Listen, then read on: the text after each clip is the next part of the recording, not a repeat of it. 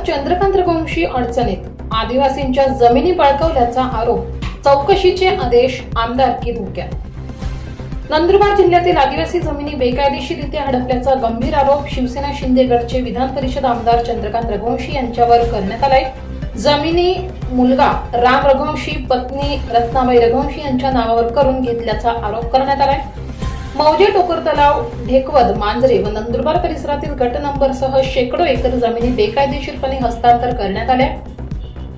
आदिवासी संघटनांकडून मुख्यमंत्र्यांपासून राज्यपालांपर्यंत निवेदनाद्वारे तक्रार चौकशीची मागणी करण्यात आली आहे। 9 जुलै 2025 रोजी मंत्रालय व राजभवनात निवेदने सादर करण्यात आली। आमदार राजेंद्र गावित यांनी विधानसभेत भूमाफियांविरोधात लक्षवेधी भूमिका मांडली। महसूल मंत्री चंद्रशेखर बावनकुळे यांचे आश्वासन, 4 महिन्यात सखोल चौकशी करून दोषींवर कारवाई करण्यात येईल। चौकशी सुरू झाल्याने आमदार रघुवंशी यांचे सदस्यत्व धोक्यात येण्याची शक्यता। नंदुरबार जिल्ह्यातील आदिवासींच्या जमिनी बळकावल्याचा गंभीर आरोप विधान परिषद आमदार चंद्रकांत रघुवंशी शिवसेना शिंदे गट यांच्यावर करण्यात आलाय। आदिवासी संघटनांच्या म्हणण्यानुसार आमदार रघुवंशी यांनी आपल्या राजकीय प्रभावाचा वापर करून महसूल कायद्याचे उल्लंघन करत शेकडो एकर आदिवासींच्या जमिनी आपल्या कुटुंबाच्या नावे करून घेतल्या। या जमिनींमध्ये कुळ कायदा, गुरुचरण, देवस्थान, इनाम व सरकारी पीडित जमिनींचा समावेश आहे। त्यातून सरकारचा कोट्यवधी रुपयांचा महसूलही बुडवण्यात आल्याचे आरोप आहेत। 9 जुलै 2025 रोजी आदिवासी संघटनांच्या प्रतिनिधींनी मुंबई मंत्रालय व राजभवनात निवेदने दिली। यामध्ये मुख्यमंत्री, उपमुख्यमंत्री, महसूल मंत्री तसेच राज्यपाल यांना ही मागणी करण्यात आली आहे की या बेकायदेशीर हस्तांतरणाची सखोल चौकशी करून आमदार रघुवंशी यांच्यावर कायदेशीर कारवाई करावी आणि त्यांचे विधान परिषद सदस्यत्व रद्द करावे। या संदर्भात पालघरचे आमदार राजेंद्र गावित यांनी विधानसभेत भूमाफियांविरोधात लक्षवेधी सूचना मांडली। त्यानंतर महसूल मंत्री चंद्रशेखर बावनकुळे यांनी या संदर्भात चौकशीचे आदेश दिले असून 4 महिन्यात कारवाईचा अहवाल सादर केला जाईल असे आश्वासन दिले आहे। या पार्श्वभूमीवर चंद्रकांत रघुवंशी यांची आमदारकी धोक्यात आली असून या प्रकरणामुळे नंदुरबार जिल्ह्यात राजकीय वातावरणात खळबळ उडाली आहे। माफिया आदिवासींचा जमीन लुटारू चंद्रकांत बटेसिंग रघुवंशी, विधान परिषद सदस्य शिवसेना शिंदे गट यांनी आमच्या नंदुरबार जिल्ह्यातील आदिवासी बांधवांच्या जमिनी, त्याचप्रमाणे राम मंदिराच्या जमिनी, महार वतनाच्या जमिनी, गायचरणच्या जमिनी, सरकारी जमिनी अशा कोणत्याच जमिनी त्यांनी सोडलेल्या नाही आहे। त्यांनी बेकायदेशीररित्या काही ठिकाणी व्हाईटनर लावून हडप केलेल्या आहेत। या जमिनींची सखोल चौकशी करून चंद्रकांत बटेसिंग रघुवंशीवरती कारवाई करावी म्हणून आम्ही तमाम नंदुरबार जिल्ह्यातील आदिवासी संघटनांनी माननीय जिल्हाधिकारी नंदुरबार यांना निवेदन देऊन एक मोठं जन आंदोलन सुरू केलेलं आहे। आम्ही रास्ता रोको आंदोलन केलं, शहादा बंदचं आंदोलन केलं। त्यानंतर या चंद्रकांत बटेसिंग रघुवंशीला काळे झेंडे दाखवले। अशा पद्धतीने मोठं आंदोलन आमचं सुरू आहे। परंतु माननीय जिल्हाधिकारी नंदुरबार हे या भूमाफियाच्या जमिनीची चौकशी करण्यासाठी टाळाटाळ करत आहेत। म्हणून आम्ही आज मंत्रालय मुंबई येथे माननीय मुख्यमंत्री, माननीय उपमुख्यमंत्री व माननीय महसूल मंत्री यांना निवेदनं दिलेली आहेत। त्याच्यानंतर महामहिम राज्यपाल महाराष्ट्र राज्य यांना आम्ही संपूर्ण आदिवासी संघटनांतर्फे निवेदन दिलेलं आहे। आता तरी माननीय महामहिम राज्यपाल महोदयांनी या भूमाफियाच्या जमिनीची चौकशी करावी व आमच्या आदिवासी बांधवांना जमिनी परत मिळवून देण्यासाठी कारवाई करावी। जोपर्यंत आम्हाला आमच्या आदिवासी बांधवांच्या जमिनी परत मिळत नाही, या चंद्रकांत रघुवंशीवर कारवाई होत नाही, या चंद्रकांत रघुवंशीचं विधान परिषद सदस्यत्व रद्द होत नाही, तोपर्यंत आम्ही आमच्या आदिवासी संघटनांचा लढा हा अजून तीव्र करणार आहोत, लढत राहणार आहोत। जय बिरसा, जय आदिवासी। भूमाफिया चंद्रकांत बटेसिंग रघुवंशी मुर्दाबाद, मुर्दाबाद, मुर्दाबाद। आदिवासींचा जमीन लुटारू चंद्रकांत रघुवंशी मुर्दाबाद, मुर्दाबाद, मुर्दाबाद। आदिवासींचे जमीन परत करा, परत करा, परत करा। विविध आदिवासी सामाजिक संघटनांच्या माध्यमातून आमदार चंद्रसिंग बटेसिंग रघुवंशी, विधान परिषद सदस्य, भूमाफिया आदिवासींच्या जमीन चोर याच्या विरोधामध्ये आम्ही जवळजवळ मार्च महिन्यापासून सतत धरणा प्रदर्शन, निवेदन, शहादा बंद सारखे आम्ही आंदोलनं सुरू आहेत। माननीय जिल्हाधिकारी मॅडम नंदुरबार यांच्याकडनं पाहिजे तशी चौकशी होऊन कारवाई होताना दिसत नाही. म्हणून आम्ही विविध सामाजिक संघटनेच्या माध्यमातून आज मुंबई मंत्रालयापर्यंत निवेदनं दिलेली आहेत. माननीय महोदय राज्यपालापर्यंत आम्ही निवेदन देऊन त्यांच्यावर कारवाई करून आदिवासी समाजाला न्याय मिळवून द्यावा यासाठी आम्ही आज विविध सामाजिक संघटनेच्या माध्यमातून निवेदन दिल्यानंतर आज मुंबईपर्यंत पोहोचलो आहोत. नंदुरबार ते मुंबई. यदाकदाचित आमच्या आदिवासी बांधवांना जर न्याय नाही भेटला तर आम्ही दिल्ली, महामहिम, राष्ट्रपती, नवी दिल्ली यांना देखील आम्ही भेटण्यासाठी जाणार आहोत. परंतु भूमाफिया चंद्रकांत रघुवंशी यांच्यावर कारवाई झाल्याशिवाय आम्ही शांत बसणार नाहीत. धन्यवाद. भूमाफिया चंद्रकांत रघुवंशीवर कारवाई झालीच पाहिजे. झालीच पाहिजे, झालीच पाहिजे. आदिवासींचा जमीन लुटारू चंद्रकांत रघुवंशीवर कारवाई झालीच पाहिजे. झालीच पाहिजे, झालीच पाहिजे. अध्यक्ष महोदय, आदिवासी जमिनीच्या हस्तांतराचा अत्यंत महत्त्वाचा प्रश्न आहे, आदिवासी टू बिगर आदिवासीच्या संदर्भातला. आणि माझ्या मंत्री महोदयांवरती माझा पूर्ण विश्वास आहे. साहेब, गेल्या 2011 पासून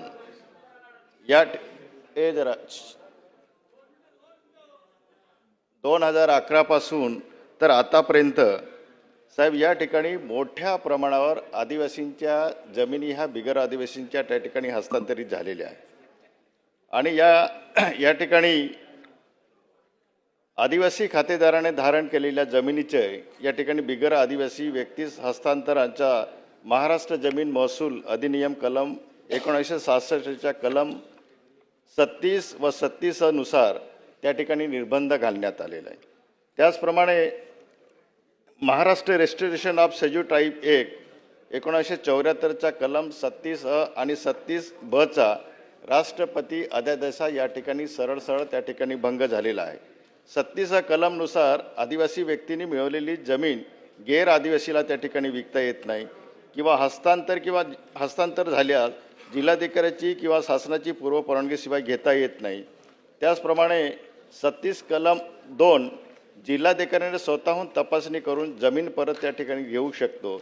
कलम 36(3) बेकायदेशीर हस्तांतर त्या ठिकाणी रद्द वाईड त्या ठिकाणी करता येतं.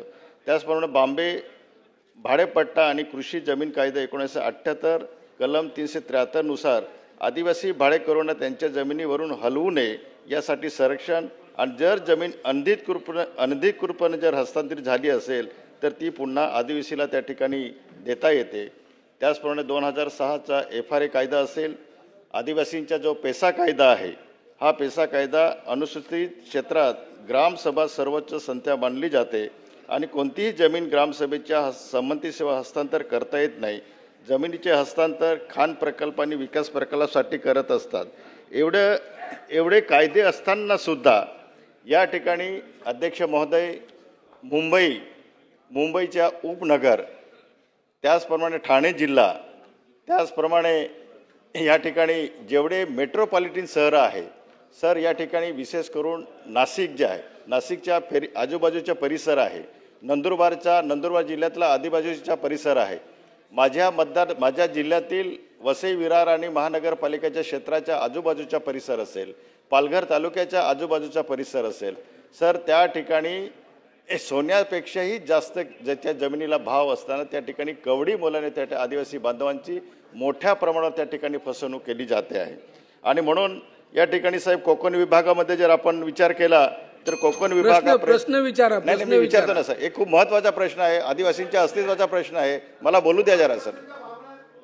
आदिवासी कोकण विभागामध्ये साहेब 732 प्रकरणे आहेत, पुण्यामध्ये 45 आहेत, नाशिकमध्ये सगळ्यात जास्त 619 प्रकरणं आहेत, औरंगाबादमध्ये 10 आहेत, अमरावतीला 39 आहे, नागपूरमध्ये 189 आहे सर. एकूण टोटल 1628 जे प्रकरण आहे, या प्रकरणामध्ये या ठिकाणी मोठ्या प्रमाणावर आदिवासी खातेदारांना जमीन विक्री करताना त्यांना ती रक्कम ठरवली जाते, परंतु त्यांना ती पूर्ण मिळालेली नाही.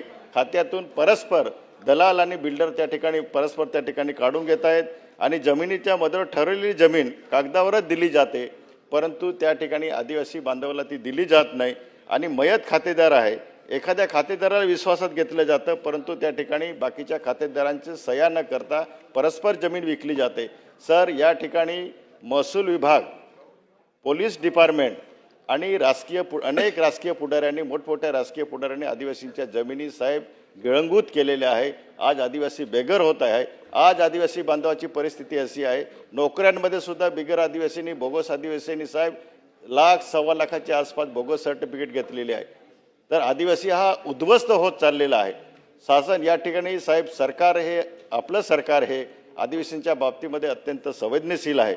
माझी आपल्याला या ठिकाणी साहेब विनंती आहे की आदिवासी बिगर आदिवासी जमीन हस्तांतरणाच्या बाबत बिगर आदिवासींचा हस्तांतरित झालेल्या त्या एकूण 1628 प्रकरणांची या ठिकाणी पुन्हा चौकशी करून अटी व शर्ती भंग झाली असल्यास संबंधित जे कोण प्रांत असेल, तहसीलदार असेल, इवन जिल्हाधिकारी जरी असेल सर, आपण त्या ठिकाणी त्यांच्यावर कारवाई करणार का, हा माझा एक स्पेसिफिक प्रश्न आहे. आणि आदिवासी जमिनी हस्तांतराच्या बाबतीत महाराष्ट्र जमीन खरेदी विक्री बाबतीत या ठिकाणी पारदर्शकता आणून आपण या जमिनीच्या संरक्षणाच्या बाबतीमध्ये आपण या ठिकाणी कायदा करणार आहात का, आणि त्या ठिकाणी जर त्रुटी आढळल्यास त्या ठिकाणी आदिवासी बांधवांना त्या जमिनी आपण परत करणार आहात का. आणि हा संपूर्ण व्यवहारामध्ये या ठिकाणी सर आपल्याला तपासणी करण्यासाठी ज्या ठिकाणी तहसीलदार तपासणी करतो की त्यांना योग्य प्रकारे पेमेंट मिळालं किंवा नाही, किंवा शासनाच्या अटी आणि शर्ती राहून सेल परमिशन घेतली किंवा नाही, ह्या सगळ्या अटींची तपासणी तहसीलदार करतो. त्याऐवजी सर माझी आपल्याला विनंती आहे की जिल्हाधिकारी या दर्जाच्या अधिकाऱ्यांची त्या ठिकाणी आपण नेमणूक करावी. आणि सर या ठिकाणी ठाण्यामधलं जे येऊरचं प्रकरण आहे साहेब, हायकोर्टाने सुद्धा आदिवासींच्या बाजूने निकाल दिलेला आहे, सुप्रीम कोर्टाने आदिवासींच्या बाजूने निकाल दिला आहे. दुर्दैवाने पॉलिटिकल दबावाखाली किंवा अन्य कारणे याच्यासाठी साहेब त्या जमिनी त्यांना हस्तांतरित झालेल्या नाही. माझी आपल्याला कळकळीची विनंती आहे सर, माझ्या आपल्यावरती म्हणजे आपला विश्वास आहे की निश्चितच मी विचारलेल्या या प्रश्नांच्या बाबतीमध्ये आपण आदिवासी बांधवांना आपण न्याय द्याल अशी माझी अपेक्षा. माननीय अध्यक्ष महोदय, माननीय राजेंद्र गावितजींनी अत्यंत महत्त्वाची लक्षवेधी, खरंच या लक्षवेधीची गरज होती. खरं तर या ठिकाणी त्यांनी, आता मी त्यात जात नाही, त्यांनी संपूर्ण कायद्याचा उल्लेख जो मी करायला पाहिजे होता तो तुम्ही अभ्यास पूर्ण केला आहे, त्यामुळे आता मी त्यात जात नाही. पण एक गोष्ट खरी आहे की आपल्या राज्यामध्ये हा कायदा जेव्हा 74ला आला तेव्हा या ठिकाणी हा निर्णय घेतला होता आपण 2004मध्ये की 30 वर्ष म्हणजे 1/4/57 ते 6/7/74, 1/7/57 ते 6/7/74 कायदा येण्यापूर्वी, आदिवासी प्रोटेक्शनचा जो कायदा आहे जमिनीचा, त्या कायदा येण्यापूर्वी या 30 वर्षात जर आदिवासीची जमीन कोणी लुटली असेल, त्यांचं त्या ठिकाणी हस्तांतरण केलं असेल तर पुढच्या 30 वर्षापर्यंत म्हणजे 2034 पर्यंत ती तक्रार शासनाला अजूनही करता येतं. अजूनही शासनाने त्या ठिकाणी विंडो ओपन ठेवलेली आहे, त्याची आपण तपासणी करू किंवा त्याच्या तक्रारी अजूनही घेता येतात. परंतु आपली मूळ मागणी जी आहे की तसं 2021-23च्या काळामध्ये हा प्रश्न आला होता, त्या काळात 617 आदिवासी ज्या बिगर आदिवासी लोकांनी त्या ठिकाणी जमिनी घेतल्या होत्या त्यापैकी 404 जमिनी परत केल्या आणि 213 प्रकरणं जिल्हाधिकाऱ्याकडे आता आहे, त्याची यादी शासनाकडे आहे, आपल्याला मी देणार आहे. परंतु आपला मूळ प्रश्न आता असा आला आहे की आपण संपूर्ण 2011 ते 2025 पर्यंत या संपूर्ण काळातले 1628 प्रकरणं आपण सांगितले. या प्रकरणाची जे आपण कोकणातले 732 वगैरे जे काही सांगितले आहे